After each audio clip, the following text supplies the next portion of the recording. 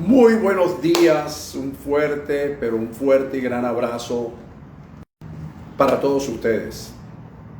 Una vez más, levantamos nuestras manos para darle toda la gloria y toda la honra a nuestro Padre. Darle gracias por habernos permitido este privilegio de poder reunirnos en esta mañana a través de esta red social Instagram. Recuerde siempre nuestras redes sociales: Instagram, Facebook, nuestro canal de YouTube, Telegram, todos y cada uno de ellos dispuestos y disponibles a su disposición para que usted pueda reoír estos temas que por demás son interesantes, siempre tratando de motivar, de impulsar un poco nuestro ánimo de continuar adelante, aún por encima de cualquier vicisitud que podamos tener. Ellas siempre van a estar allí, pero nosotros debemos marcar esa diferencia. La diferencia de quiénes somos por encima de las circunstancias. Esa es la idea. Ok, así que bienvenidos todos, un fuerte y gran abrazo para todos los que ya se han conectado, para aquellos que están por conectarse. Ya está Thais allí de Ecuador, está Ana Margarita en Panamá, y así otros que no los alcancé a ver. Así que un abrazo para todos, ¿ok? Sean todos muy bendecidos, y hoy vamos a hacer un pequeño recuento de este tema que hablamos el domingo pasado, para luego entrar en un tema un poco complejo, si se quiere, pero necesario, sobre todo en este tiempo. Fíjense, el domingo hablamos de transformando situaciones, basándonos en los capítulos 16 y 17 de Primera de Samuel y algunos otros textos, pero ese fue el fundamento, esa fue la base, ¿ok? Y decíamos en esa oportunidad, voy a hablar de la conclusión de ese tema, y decíamos que Dios nuestro Padre no se avergüenza de llamarnos hijos cuando nosotros anhelamos algo mejor, porque Él siempre tiene algo mejor para nosotros. En medio de las situaciones oscuras, en medio de esas circunstancias que se levantan, que nos atan de la mano, que nos dicen no se puede, que no vemos más allá, detrás de esa cortina siempre Dios tiene algo mejor. Y usted debe concentrarse en ese algo mejor que Dios tiene para nosotros, detrás de esa cortina oscura que no nos permite ver más allá. Él siempre tiene algo mejor para nosotros. Otra de las cosas que decíamos el domingo es que eso mejor tenemos que desearlo, tenemos que creerlo, tenemos que saludarlo y confesarlo. La ley de la confesión, la ley de la visualización, la ley de la autoimagen, todas se conjugan para que la ley de la atracción pueda traer lo mejor de Dios a nuestras vidas. Luego decíamos que hay que enfrentar las situaciones por muy difícil que ésta parezca. Hay que enfrentarla, no huirla. Podemos de repente detenerla, pero no huirle, enfrentarla para poder resolverla, ¿ok? Otra de las cosas que decíamos es que tenemos que tener esa seguridad de que Dios está con nosotros y somos capaces de vencer la vicisitud, la dificultad. Cuando dejamos de pensar, esa es otra ley, la ley del pensamiento. Cuando dejamos de pensar que podemos y nos cae la nostalgia de que no podemos, allí comienza la derrota. Pero mientras pensemos que podemos, nos vamos a mantener en victoria en medio de cualquier circunstancia, sabiendo y entendiendo quiénes somos: bendecidos, escogidos, elegidos, más que vencedores. Todas esas cosas que ya la hablamos. Otra cosa que decíamos es que nadie puede quitarte lo que ya Dios te dio. Nada ni nadie te lo puede quitar. Mi Padre, que es mayor que todos, nadie la puede arrebatar de la mano de mi Padre. ¿Ok? Y reconocer en todo tiempo quién es tu fuente. Tomar, otra cosa, otro punto, tomar la armadura de Dios, porque a veces tomamos a la armadura de otra persona. Pasó con David, le pusieron la armadura de Saúl. Esa no era su armadura.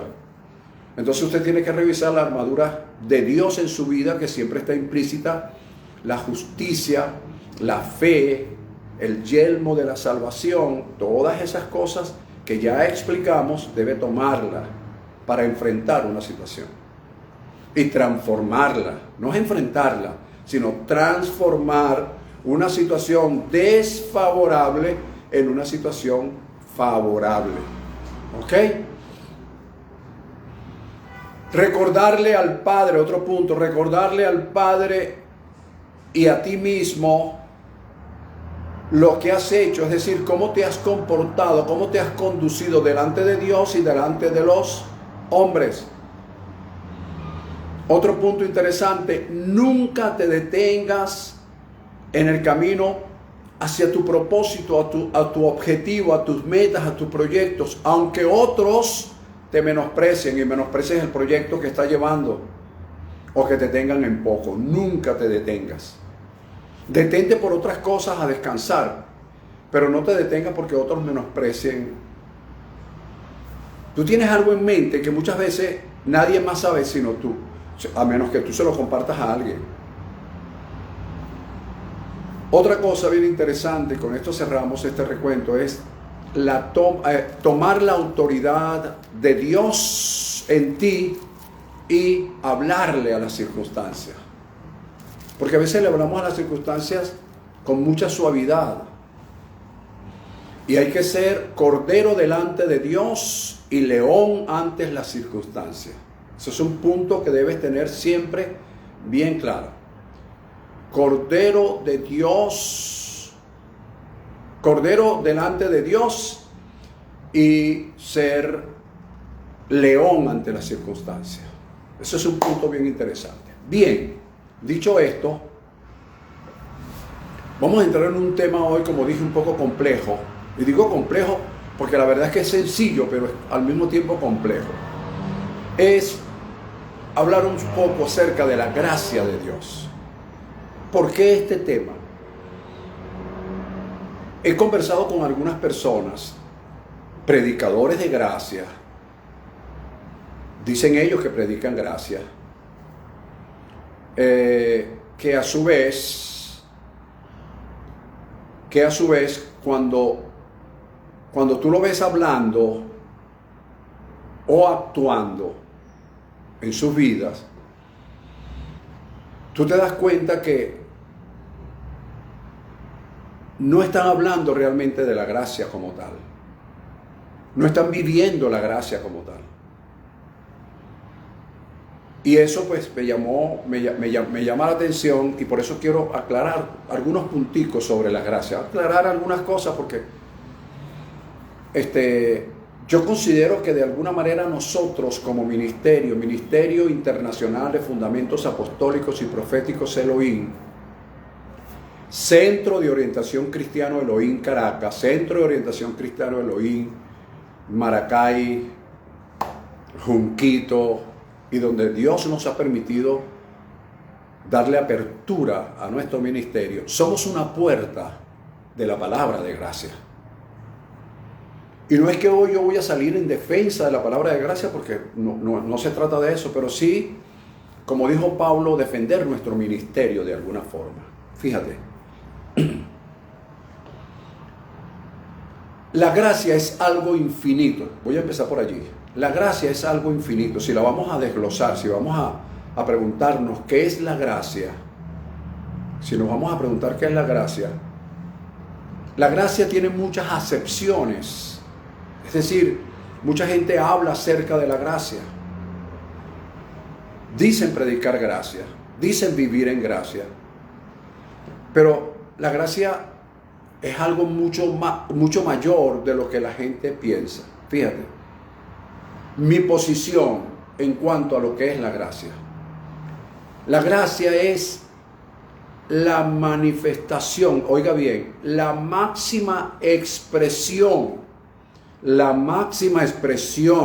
del amor incondicional, inefable, inescrutable, inconmensurable, infinito del amor de Dios para con la humanidad. Óigase bien lo que estoy diciendo.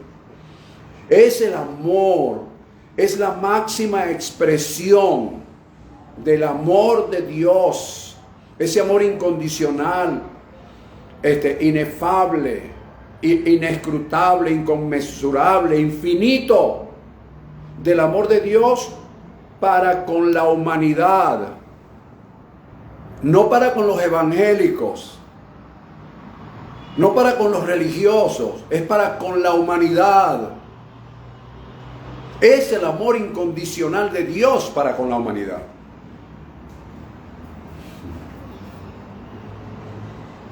Por eso el tema de hoy lo voy a llamar ¿qué ha hecho la gracia en ti? ¿Qué ha hecho la gracia en ti? Yo oigo predicadores hablando de gracia. Pero ¿qué ha hecho la gracia? ¿Qué es lo que la gracia ha hecho realmente en tu vida?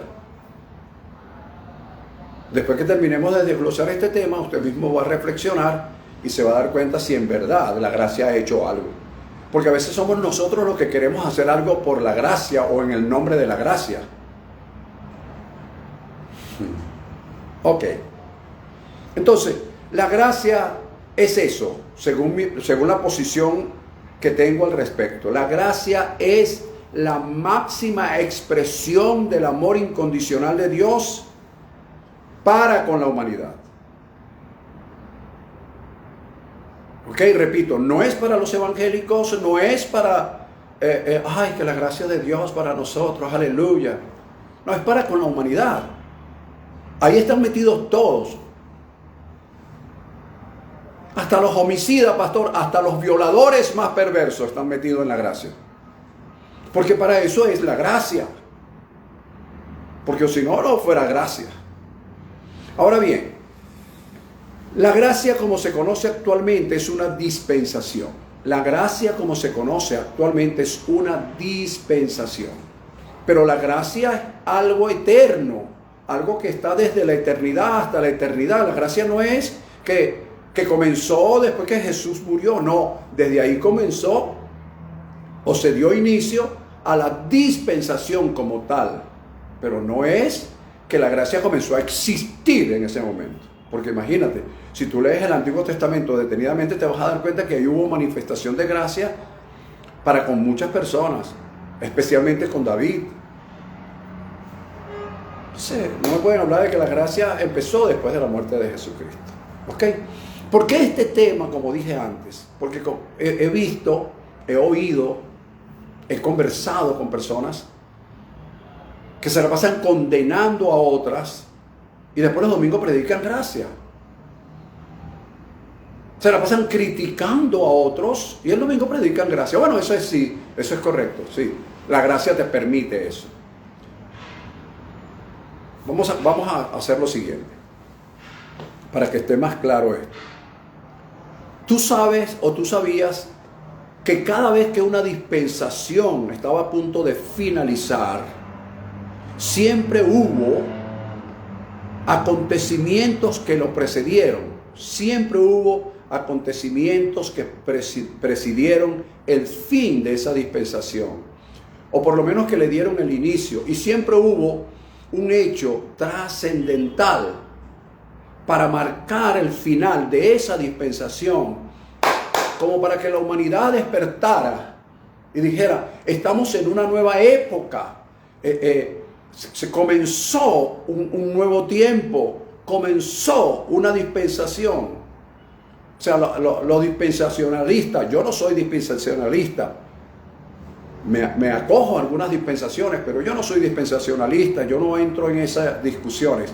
Pero escucha, se dice que hay 7 dispensaciones: la inocencia, la conciencia, el gobierno humano, la promesa, la ley, la gracia y el reino. Pero yo sí leo en la Biblia, yo sí me doy cuenta de los acontecimientos de la Biblia, y eso es lo que me da a entender que se marcó una dispensación. Perdón, sí, se marcó una dispensación. finalizó una dispensación para que entrara otra dispensación. A ver si esto se logra entender. Fíjate, voy a poner el ejemplo. La dispensación de la inocencia, por ejemplo, para empezar. En la dispensación de la inocencia, que fue el periodo de tiempo que Adán y Eva, no sabemos cuánto tiempo, que Adán y Eva vivieron en el jardín del Edén, el inicio del fin de esa dispensación fue la transgresión de ambos, de comer del fruto del árbol, del cual Dios les dijo que no comieran. Allí se inició el fin de esa dispensación, en la dispensación de la inocencia. Pero el hecho trascendental que marcó el inicio de una nueva dispensación fue la expulsión del Señor Adán y de Eva del jardín del Edén, y de colocar, como todos sabemos, a un ángel, a un querubín con una espada desenvainada para que guardara el jardín del Edén. Es decir, no te está permitido entrar allí nuevamente, porque ese jardín del Edén lo marcó una dispensación. Finalizó esa dispensación llamada inocencia y se inicia una dispensación llamada conciencia. ¿Por qué? Porque inocencia quiere decir sin ciencia, sin conocimiento. Conciencia quiere decir con conocimiento. Entonces ya ellos tenían conocimiento del bien y del mal. Comenzó una dispensación. Por supuesto, tampoco te puedo decir cuánto tiempo duró esta dispensación, pero sí te puedo decir qué marcó el inicio del fin de esa dispensación: el llamamiento de Noé. Dios llamó a Noé, lo consideró justo entre sus generaciones, lo llama. Eso comenzó, ese fue ese llamamiento para que construyera el arca, que es conocida como el arca de Noé, para que se construyera el arca. Eso marcó el inicio del fin. Pero el fin de la dispensación de la conciencia lo marcó otro hecho trascendental, que fue el diluvio. Y todos conocemos sobre el diluvio. Centenares de predicadores hablan del diluvio. Luego se inició entonces, terminó esa dispensación. Hubo, por supuesto, siempre hay un periodo, siempre hay una transición entre una dispensación y otra. En esa transición, el señor Noé sale del arca, después que pasaron varios días, 150 días aproximadamente, sale del arca. Lo primero que hace es celebrar. Ustedes saben lo que pasó allí. Y luego se inicia otra dispensación con el pacto de Dios con Noé, que fue la dispensación ya conocida como el gobierno humano. Entra esa dispensación desde ahí en adelante, y comienza, esa dispensación se marca con el pensamiento que tuvo la gente de aquella época de construir la conocida Torre de Babel. Y Dios dice: wow, esta gente se propuso a construir una torre cuya cúspide llegue al cielo y nadie los hará desistir. Fíjate que él dijo nadie, ni siquiera él mismo. Él no se quiso meter en eso, él solamente dijo: esta gente quiere llegar al cielo por sus propios medios. La Torre de Babel. Hoy hay una cantidad de pastores y de ministros construyendo una Torre de Babel. Casi todos los ministerios quieren construir una torre. Analiza para que tú veas. Sí, porque es una señal de poder, es una señal de... Bueno, entonces, esa Torre de Babel fue el hecho trascendental. No fue el hecho trascendental como tal, sino el inicio del fin de la dispensación del gobierno humano. Porque el hecho trascendental fue la confusión de lenguas.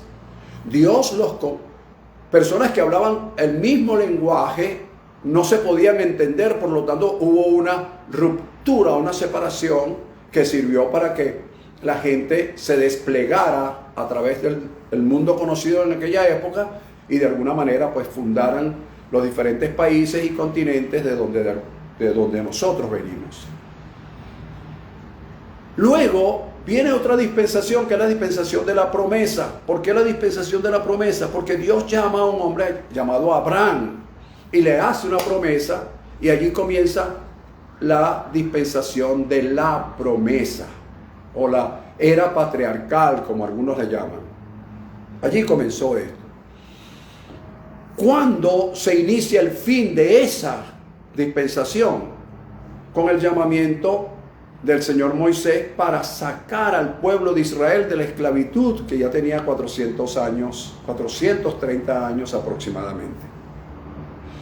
Entonces, ¿cuál fue el hecho, lo que inició el fin de la dispensación de la promesa? El éxodo del pueblo de Israel de Egipto. ¿Cuál fue el hecho trascendental? La apertura del Mar Rojo. Viste que cada uno de ellos, algo extraordinario pasó. En cada una de las dispensaciones, algo extraordinario marcó el final de esa dispensación. Entonces la dispensación de la promesa termina con eso. Pero luego hay una transición. Una transición hasta que se inicia la dispensación de la promesa, que fue cuando Dios llama a Moisés. Él sube al monte Horeb, si no me equivoco, al monte Sinaí, para recibir las tablas de la ley. Allí se inicia la dispensación de la ley, que duró aproximadamente 2000 años. Ahora, ¿qué marcó el final? Oído, ¿qué marcó el final de la ley? La muerte de Jesús en la cruz del Calvario. El hecho trascendental de la muerte de Jesús. Ahora la persona se puede preguntar, pero para los judíos no era un hecho trascendental porque los romanos se la pasaban crucificando gentes. Pero el hecho trascendental fue la resurrección. Cuando Jesús resucita en Cristo,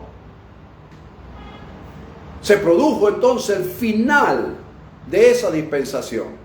La dispensación de la ley. Hay gente que no le ha dado fin todavía, pero eso finalizó con la resurrección de Jesucristo. Bueno, y así sucesivamente. Luego, a partir de ahí, se inicia la sexta dispensación. Número 6, número de hombre. La dispensación de la gracia. Pero no es porque la gracia no existía, sino que comenzó a existir como dispensación. ¿Ok? ¿Cuándo cree usted que inició la dispensación?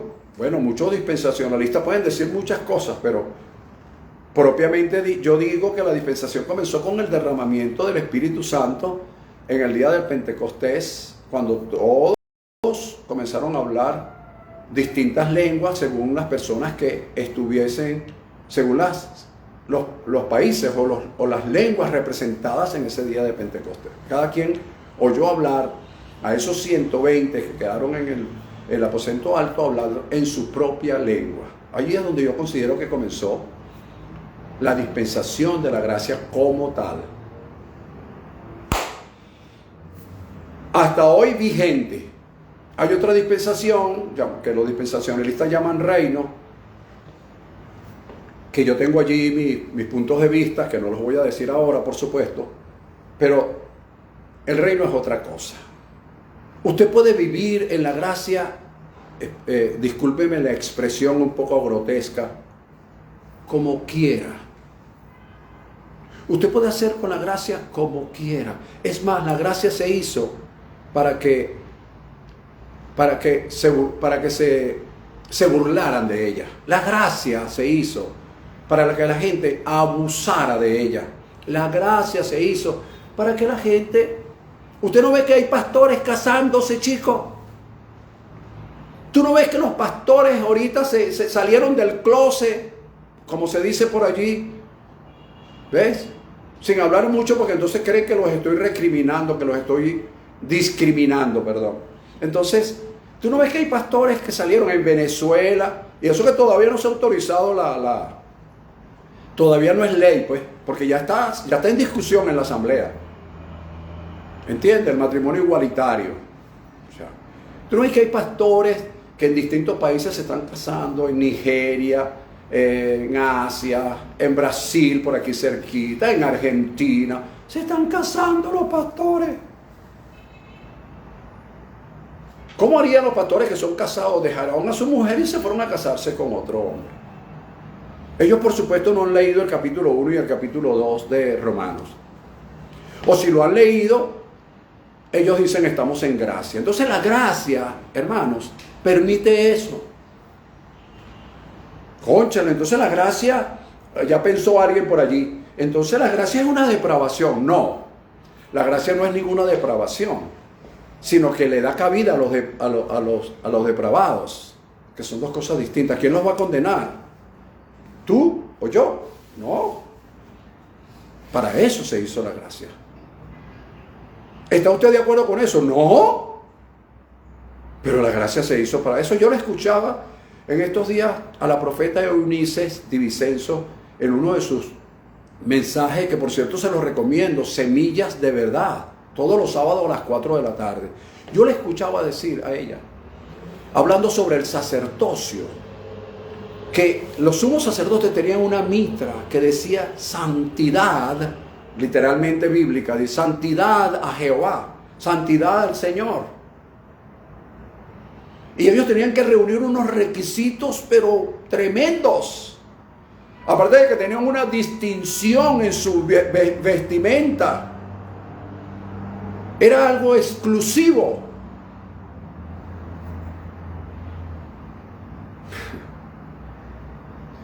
Y ahora que aquí los pastores tomamos a la ligera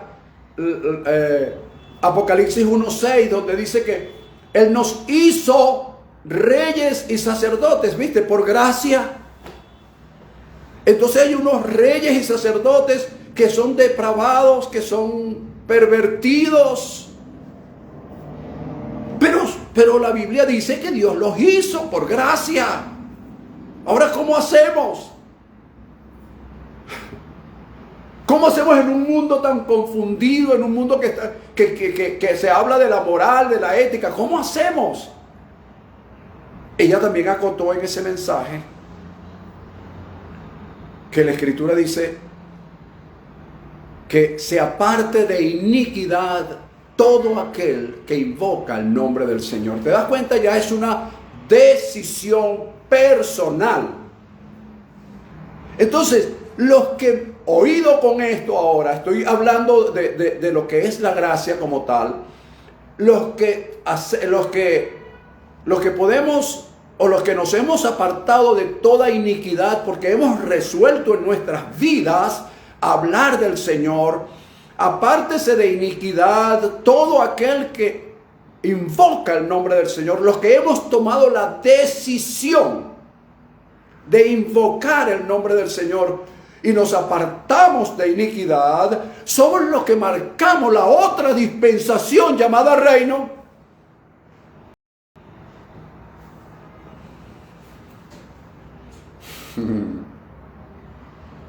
¿Lo ves? Y los otros pues se quedan en la gracia. Bueno, hiciste lo que hiciste. La Escritura dice que ellos tendrán sus propias consecuencias en sus propios cuerpos. Pero los que hemos tomado la decisión, entonces esos son los que entrarán en esa dispensación como tal.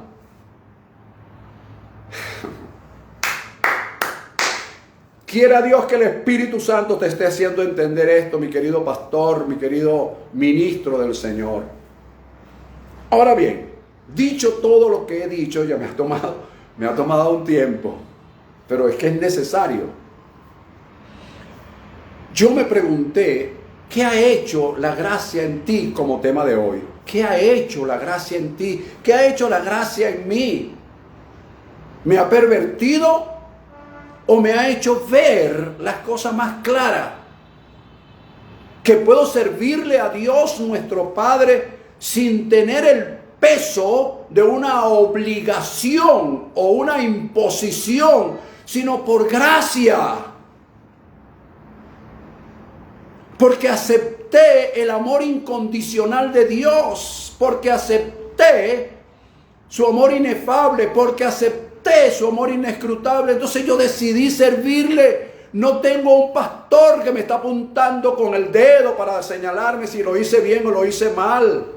No, es una dispensación de conciencia, de determinación, de creer y aceptar que la gracia no es, me va a perdonar la expresión, pero para que suene un poco grotesco y se quede en la mente suya, me disculpo por eso. La gracia no es para yo hacer lo que me da la gana. La gracia es para yo servirle a Dios porque me da la gana. ¿Lo ves? No es para yo hacer lo que me da la gana, sino para servirle a Dios porque me da la gana. ¿Ves? Invoco el nombre del Señor, me aparto de iniquidad, porque entonces no tengo ética, no tengo moral, que son los principios del reino. Interesante, muy interesante. Bien, ¿qué ha hecho la gracia de Dios en ti? ¿Por qué la gracia? Yo me hice también otra pregunta. ¿Qué es lo que la gracia puede hacer en ti? ¿Qué es lo que la gracia puede hacer en ti? Fíjate, cuando nosotros hablamos de gracia, oído con lo que voy a decir, sin excusas, sin pretextos, por supuesto, conformada sobre un fundamento escritural. Cuando nosotros hablamos de gracias con un fundamento escritural, cuando nuestra vida está enmarcada en ese servicio a Dios porque me da la gana y no para hacer lo que me da la gana, entonces cuando yo hago eso, yo tengo ese fundamento escritural, no doy pie a malas interpretaciones, no doy pie a que se malinterprete, sino para que se acepte. ¿Por qué? Porque estoy fundamentado en las escrituras propiamente dichas para explicar algo que la gente lo tomó en juego, inclusive muchos predicadores. Fíjate, en Primera de Juan, voy a hablar de textos bíblicos ahora. En Primera de Juan, capítulo 3, escuche, capítulo 3, versículo del 1 al 3, en Primera de Juan, establece lo siguiente.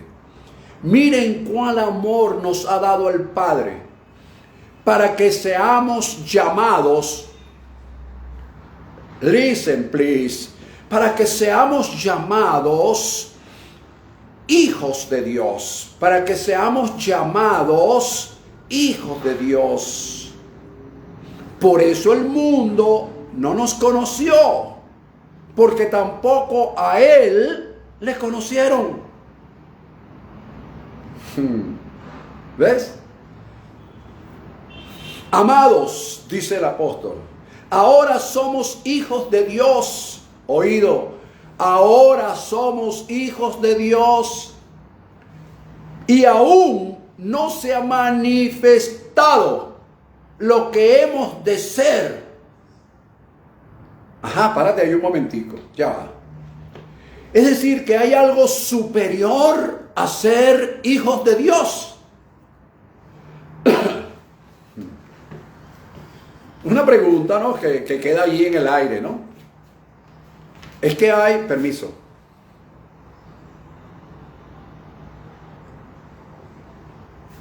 Es que hay algo superior que ser hijos de Dios. Dice, aún no se ha manifestado lo que hemos de ser. Pero sabemos que cuando Él se manifieste, quiere decir que Él está. Fíjate, quiere decir que Él está dentro de mí. Algunos cuando van a orar miran hacia arriba, deben mirar es hacia adentro. En vez de levantar la cabeza, lo que debes es mirar hacia adentro, introspectivamente, porque la Escritura dice que Él vive en mí. Entonces, si Él todavía no se ha manifestado lo que hemos de ser, pero sabemos que cuando Él se manifieste, ¿dónde? En mí. Seremos semejantes a Él porque le veremos tal como Él es. Y mira lo que dice, y todo aquel que tiene esta esperanza en Él, se purifica a sí mismo, así como Él es puro. Te voy a completar esto con Romanos 8:29. Con Romanos 8:29 dice, o establece, que a los que antes conoció, también los predestinó para ser hechos conforme a la imagen de su Hijo, para que Él sea el primogénito entre muchos hermanos. Significa que mi destino es ser semejante a Él. Ahora la gente siempre dice que somos hechos a la imagen de Dios. Y eso es cierto, pero aunque no es verdad, pero es cierto. ¿Cómo que no es verdad, pastor? No es verdad. ¿Por qué? Pero revise el libro de Génesis y dice, Él dijo, hagamos al hombre a nuestra imagen conforme a nuestra semejanza. Y señoree sobre los peces del mar, sobre las aves de la tierra y tal. Entonces, quiere decir que el que es semejante a Dios es aquel que puede señorear sobre los animales. Dígame si usted señorea sobre una anaconda. Dígame si usted señorea sobre un tigre salvaje. Dígame si usted señorea sobre un tiburón. El tiburón asesino en aguas profundas. Dígamelo. Pues no. ¿Por qué? Porque el que fue hecho, entre comillas, a esa imagen fue Adán. Pero Adán pervertió la imagen. Y la Escritura dice, por si usted no lo ha leído, en el capítulo 5 del libro de Génesis, dice que él tuvo un hijo conforme a su semejanza. Y a partir de allí, todos trajimos la semejanza de Adán. Después de ser expulsado en el jardín del Edén, no antes. Es algo tan sencillo, pero la gente lo sigue diciendo y los pastores lo siguen diciendo. No, ahora el propósito de Dios es hacernos conforme a la semejanza de su Hijo, que fue el único que tuvo la semejanza real de Dios. ¿Por qué? Porque el señoreó sobre la naturaleza, convirtió el agua en vino, multiplicó los panes, multiplicó los peces, resucitó muerto, fue el Señor de la muerte, caminó sobre las aguas, fue el Señor de los mares. Le dijo a Pedro en una oportunidad, ve a tal lugar, saca un pez y en la boca de ese pez vas a encontrar dinero para pagar los impuestos. Señoreó. Él fue el que realmente trajo la imagen de Dios y ahora Dios quiere hacernos conforme a su imagen.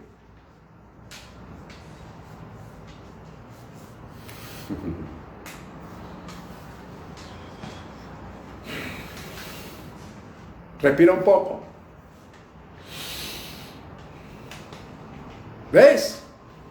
Entonces no es que la gente, pero pastor, pero nosotros hemos creído eso. Bueno, síguelo creyendo, mijo, no hay problema.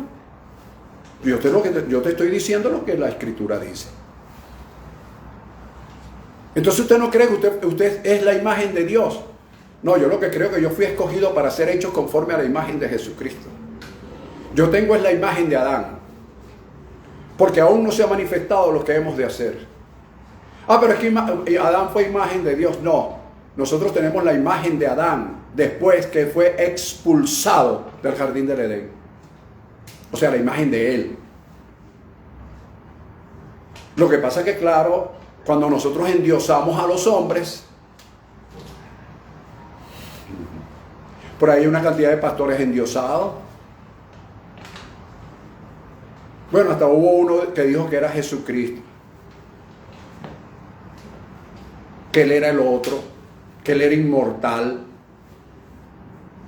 No, yo soy inmortal en el espíritu, pero me sale barba blanca.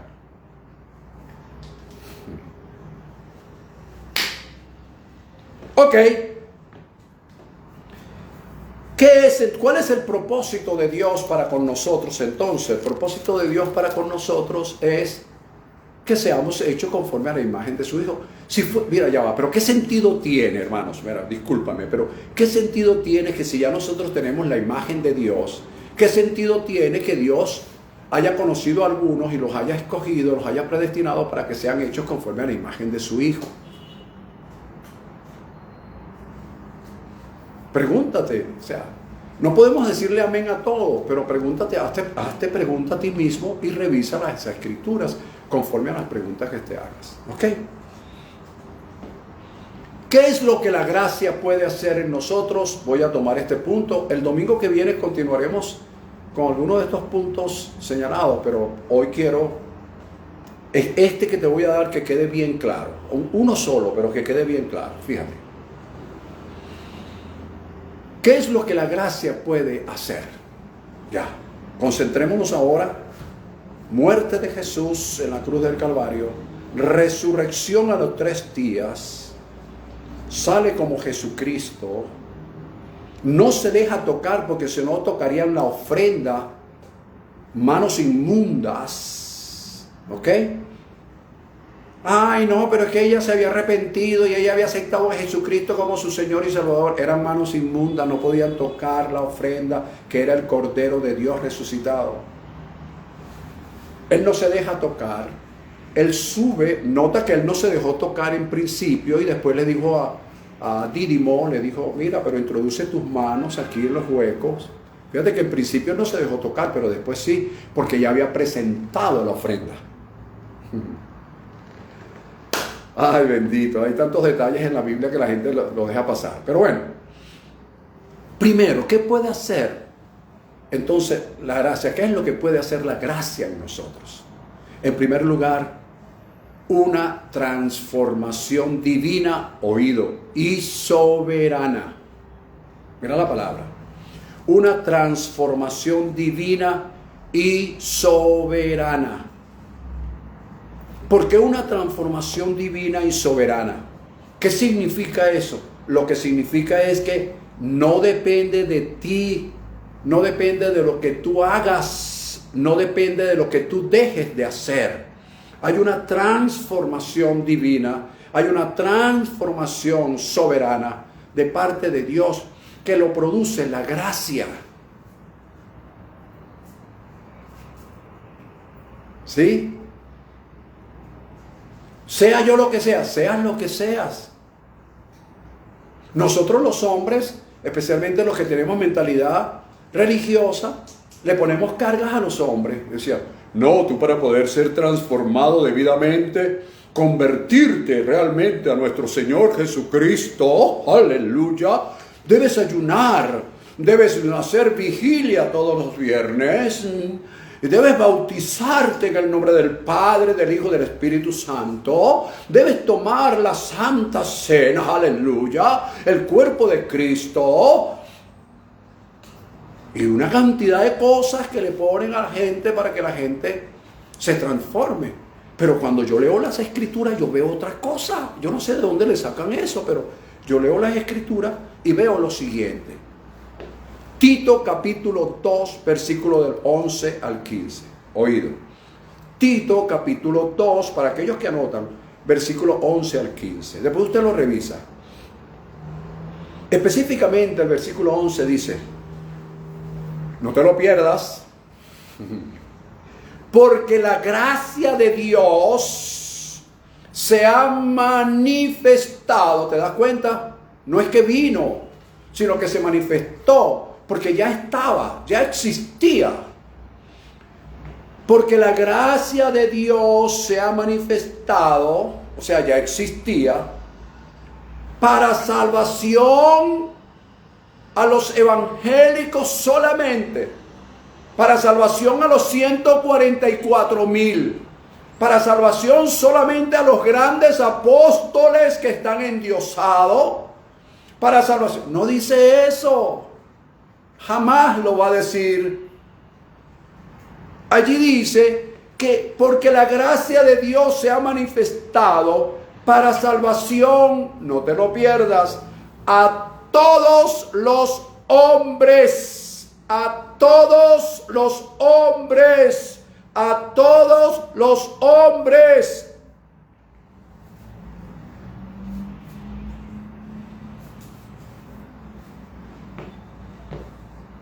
Viste que no hace una clasificación allí que dice, bueno, a los hombres que no roban, que no matan, a todos los hombres. La gracia está en los penales, en las cárceles de Venezuela y del mundo. La gracia de Dios está en los prostíbulos. La gracia de Dios está en los bares.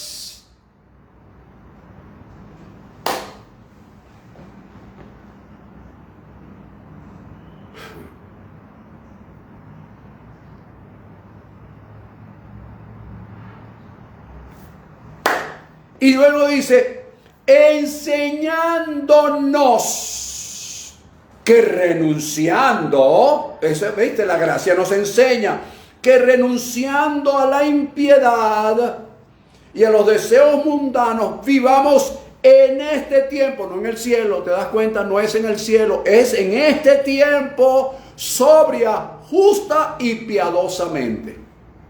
Termínelo de leer. ¿Lo ves? Entonces la gracia fue manifestada para salvación. Es algo inédito, es algo por soberanía, es algo por providencia divina, es por la voluntad de Dios, no es por lo que yo haga. Sí, pastor, pero se tiene que aceptar a Jesucristo como su Señor y Salvador, porque si no la gracia, no, entonces la salvación no entra. No sé, pregúntale a Pablo en Tito, porque si fuera así, ay amigo, si fuera así dijera, porque la gracia de Dios se ha manifestado para salvación a todos los hombres que acepten a Jesucristo como su Señor y su Salvador. Pero no hay condiciones. Dice simple y llanamente que se manifestó para salvación.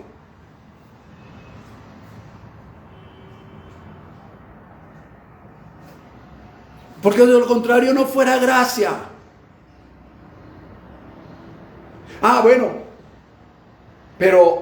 Pero después que yo diga, bueno, yo acepto a Jesucristo, acepto el sacrificio, mi hermano, lo que hay que enseñarle a la gente es que hay un sacrificio hecho en la cruz del Calvario. Hay un sacrificio que se hizo en la cruz del Calvario, que la gente tiene que respetarlo, que tiene que aceptarlo como tal. Pero no es que un pastor ande detrás de mí, sino yo he estado en funerarias, esa no sería la palabra. He estado en servicios funerarios donde he oído a otras personas decir, donde me han invitado pues a dar una palabra a los condolientes. Y he oído personas decir, mira, y Petrica, la persona que estaba ahí fallecida, es salva. Fue salva. ¿Por qué? Porque ellos piensan que para que esa Petrica sea salva, tenía que haber confesado a Jesucristo como su Señor y Salvador. Entonces me paro yo a decir que escrituralmente la Biblia dice que el espíritu de Petrica haya sido lo que haya sido, va a Dios quien lo dio, mientras que su cuerpo va a la tierra, esperando que una resurrección, que eso sí, estoy claro que ha de venir. Y los muertos en Cristo resucitarán primero. Y hay una cantidad de cosas. A mí no me gusta hablar de estas cosas por los audios y los videos, pero se me hizo necesario hablarlos, porque he conversado con personas que están perdidos en el espacio. Mira, te voy a decir otra cosa. Otra cosa bien interesante es la justificación. Aquí dice que Romanos 5.1 dice que justificados pues por la fe tenemos paz para con Dios por medio de nuestro Señor Jesucristo. Ahora, ¿Qué nos justifica? La fe, pastor, hay que tener fe.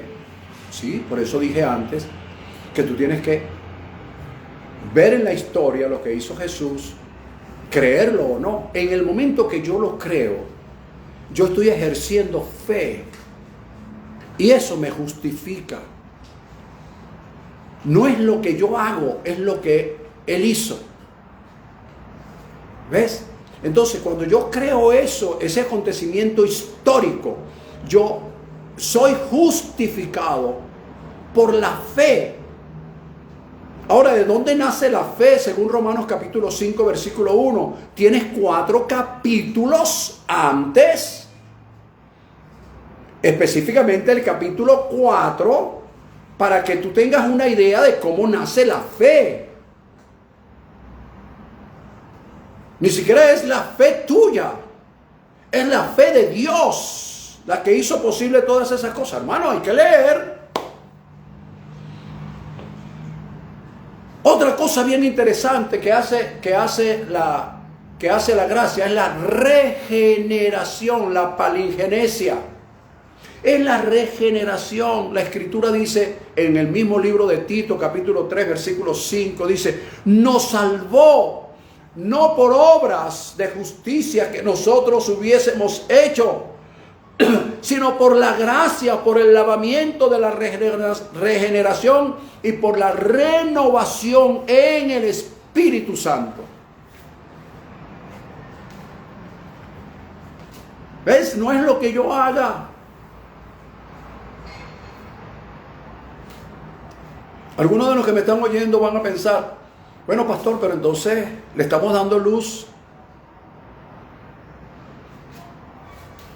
Le estamos dando luz a la gente, a la que la gente haga lo que le da la gana. Es que para eso es la gracia, para que tú hagas.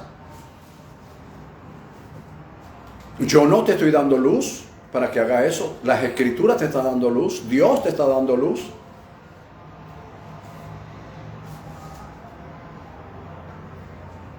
Pero no se trata de eso, se trata de que yo diga, momento, pero si Él es santo, entonces yo soy santo.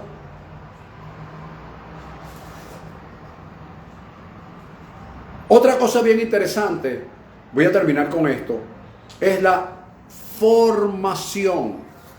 No la formación teológica, sino la formación de Cristo en nosotros, que son dos cosas distintas. Yo puedo estar bien formado en teología, pero no se trata de estar formado en teología, es estar formado en Cristo. ¿Estoy menospreciando la formación en teología? No, estoy hablando de una formación distinta a la que nosotros... No, esta persona está bien formada, se formó en la universidad tal. No, pero se trata de la formación en Cristo. El apóstol Pablo en el capítulo 4, versículo 19 de Gálatas dice lo siguiente. Dice, hijitos míos, por quienes vuelvo a sentir dolores de parto, hasta que Cristo sea formado en ustedes. ¿Lo ves? Hasta que Cristo sea formado. ¿Viste? No estoy hablando de una formación teológica, estoy hablando de una formación genuina de Cristo en nosotros. ¿Y eso lo puedes lograr tú? No, eso es por gracia. Es Dios quien lo hace por gracia.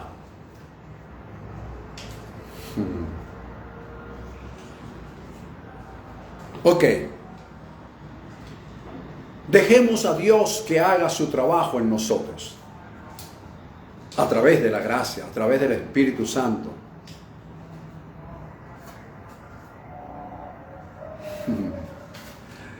Ok, yo sé que voy a tener muchos comentarios con relación a esto, pero fíjate, hay otro punto bien interesante, Filipenses capítulo 1, versículo 6, que lo leemos a granel.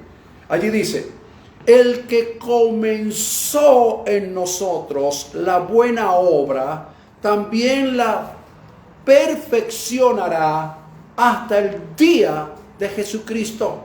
Entonces algunos piensan que es cuando Jesucristo venga. Entonces es cuando Jesucristo sea formado en ti. El que comenzó la buena obra, también la perfeccionará. hasta el día de Jesucristo. ¿Quién la va a hacer? No, hermano, tienes que dejar hermano, tienes que hacer que Jesucristo se forme en tu vida. Amigo, eso no es mi caso. Eso no es trabajo mío, ese es trabajo del Espíritu Santo. El que comenzó la buena obra en ti, también la perfeccionará hasta el día de Jesucristo. Es el que comenzó, no yo, el que comenzó. Dejemos, repito, que el Espíritu de Dios haga su trabajo, que la gracia haga su trabajo en nosotros. Dejémoslo.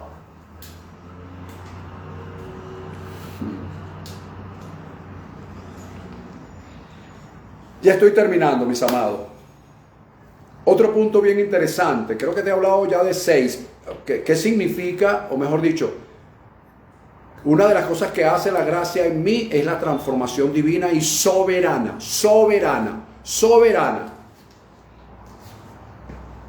En el capítulo 3, versículo 21 de Filipenses dice algo bien extraordinario. Te invito a que lo leas. Dice que Él transformará. ¿Viste que no soy yo? No, yo tengo que transformarme de homicida a santo. Bueno, si tú quieres hacerlo, haz tu trabajo, hazle el trabajo de Dios, pues. Pero aquí dice que Él transformará nuestro cuerpo para ser semejante al cuerpo de la gloria suya. ¿Quién lo hace? El ayuno, no, sino, como dice alguna iglesia por ahí, mira, tienes que venir y traer una ofrenda y dependiendo lo grande o macro que sea el milagro, es el tamaño de la ofrenda. Por favor, hermano. Eso es robarle todo el privilegio al Espíritu de Dios, que es el que nos transforma. Por supuesto, ¿por qué lo hacen? ¿Y por qué esas iglesias están tan llenas y tan full? Por gracia. Ellos son los que están viviendo mejor la gracia. Ah, pero vivirán el reino.